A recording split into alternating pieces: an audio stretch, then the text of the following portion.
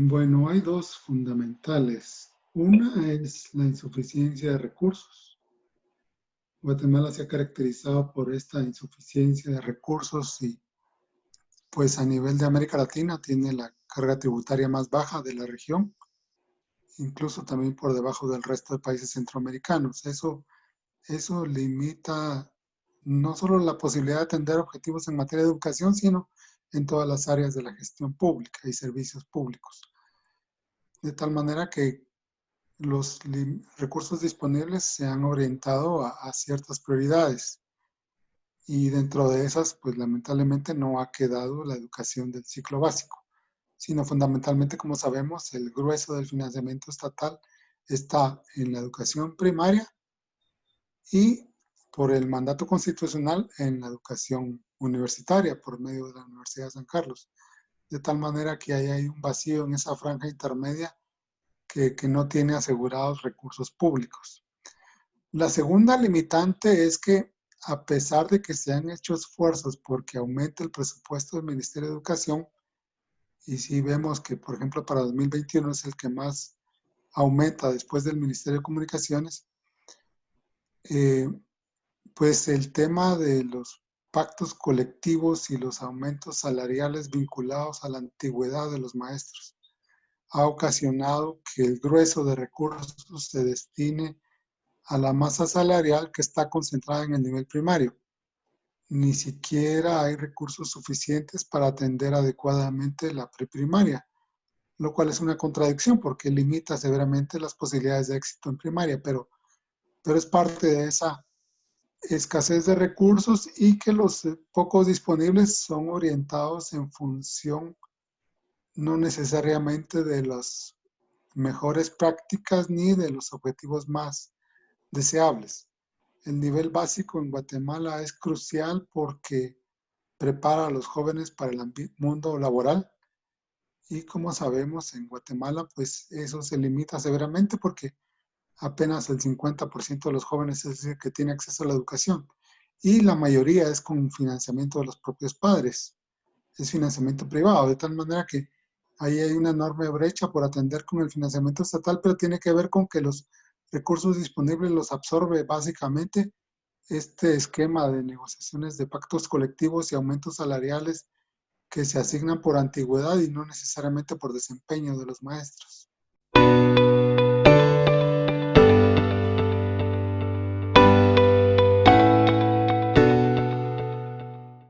Depende de qué estemos hablando en cuanto a recursos adicionales para el financiamiento de la educación básica.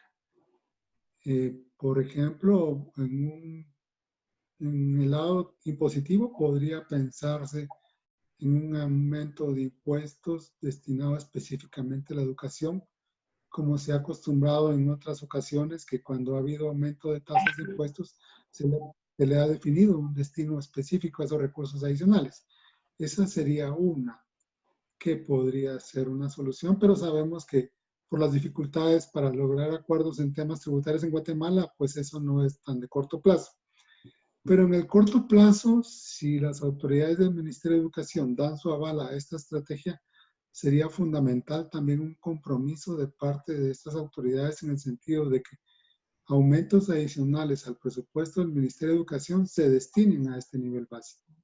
En ese sentido, implica también un compromiso por limitar estas negociaciones colectivas con el sindicato magisterial para que los recursos se vayan a más aumentos salariales, sino que se priorice el aumento de la cobertura, porque en los últimos años lo que se ha visto es que los recursos adicionales se han destinado a aumentos salariales, pero no a aumentos de cobertura. De tal manera que en esta ocasión, cualquier recurso disponible debiera estar destinado por acuerdo de las autoridades a aumento de coberturas en este nivel priorizado, que es el básico.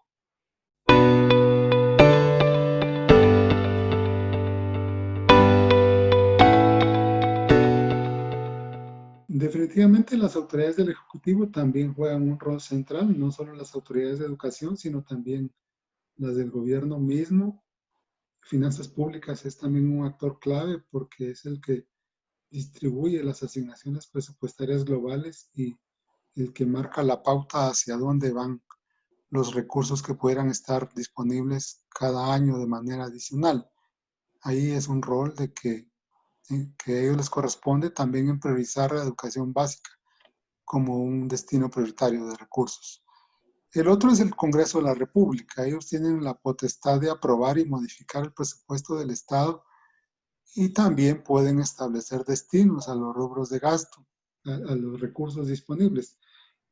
También sería un actor clave a tomar en cuenta para que asuman un compromiso de apoyar con el financiamiento para esta estrategia.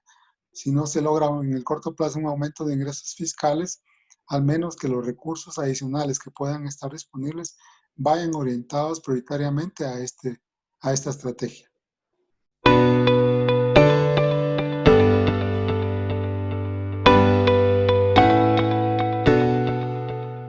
En el caso de las municipalidades, los aportes que reciben del gobierno central por mandato constitucional y del IVAPAS, que son los más importantes, pues tienen la limitante de que no hay destinos establecidos para esos recursos.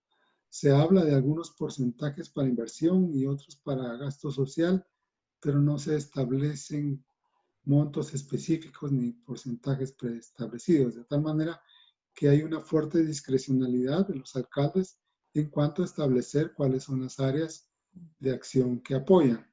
De hecho, así lo toman, como que están apoyando y no es parte sustantiva de sus funciones. Tiene que ver con que lamentablemente no hemos avanzado con una estrategia de descentralización del país. Tenemos una ley marco de descentralización, pero que solo marca el rumbo general, pero no define mecanismos específicos. Se quedó pendiente una ley específica de descentralización que asigne más atribuciones y roles a los gobiernos locales en el financiamiento del desarrollo y de los servicios públicos que la población necesita. Esa parte está pendiente de tal manera que los alcaldes, de hecho, lo hacen de manera voluntaria, lo que financian, ¿verdad? Es más por disposición y anuencia del alcalde que por cumplimiento a algún rol que le corresponda por ley. Ahí hay un vacío que sería importante también involucrar al Congreso en esta perspectiva de que es una materia pendiente en el país porque no se toma en cuenta desde el gobierno central a los recursos municipales, precisamente porque los alcaldes tienen la potestad de definir dónde los invierten. Y en el caso de educación es una de ellas. Lo otro es que hay que retomar prácticas de financiamiento mixto que de alguna manera quedaron abandonadas. Por ejemplo, hace muchos años el esquema de institutos por cooperativa era uno muy usado. Lamentablemente quedó de lado. Todavía existen algunos, pero no es parte de una estrategia de financiamiento de la educación. Creo que se podría retomar algún esquema mixto donde padres de familia, municipalidad y gobierno aporten conjuntamente para el financiamiento de la educación de los jóvenes. Podría ser retomar algún esquema que se usó antes o bien buscar nuevas prácticas de esquemas mixtos, de financiamiento mixto, donde puedan involucrarse los tres actores, gobierno central, gobierno municipal y padres de familia. Ahora son los padres de familia los que financian la mayoría de la educación básica, pero eso hace que la cobertura sea tan baja, ¿verdad? Para los padres de más bajos ingresos que no tienen esa posibilidad, quizás un esquema de financiamiento mixto les podría resultar accesible.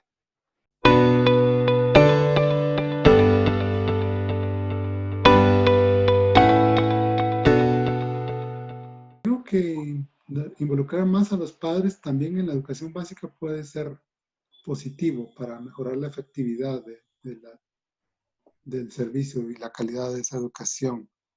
Eh, Puede ser más complicado porque pues en muchos casos, sobre todo en segmentos de bajo ingreso, la escolaridad de los padres es baja, apenas primaria en muchos casos, y por lo tanto les limita o les inhibe de involucrarse en la educación de los jóvenes en nivel básico, pero sí hay un margen allí para que esa auditoría social se cumpla y eso puede funcionar con los comités de padres de familia, que funcionan bastante bien en el nivel primario.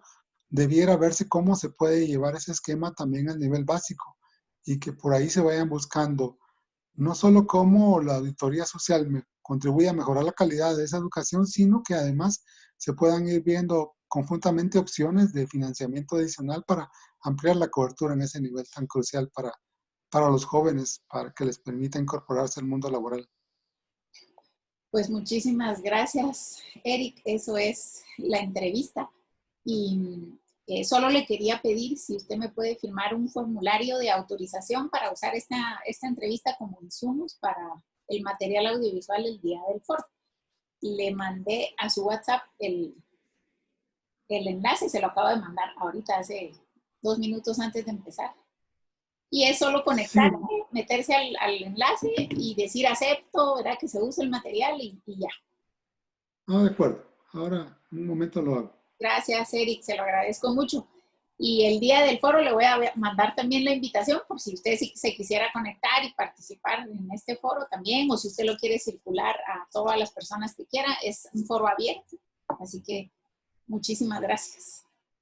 Sí, sí nos interesa, le agradeceré la invitación. Sí, te la mando ahorita. Ahorita le voy a mandar voy a pedir al director del proyecto, si quiere, que se la mande formalmente con toda los accesos, digamos, en qué redes se van a estar transmitiendo en vivo para que se puedan conectar y registrarse todas las personas que ustedes quieran.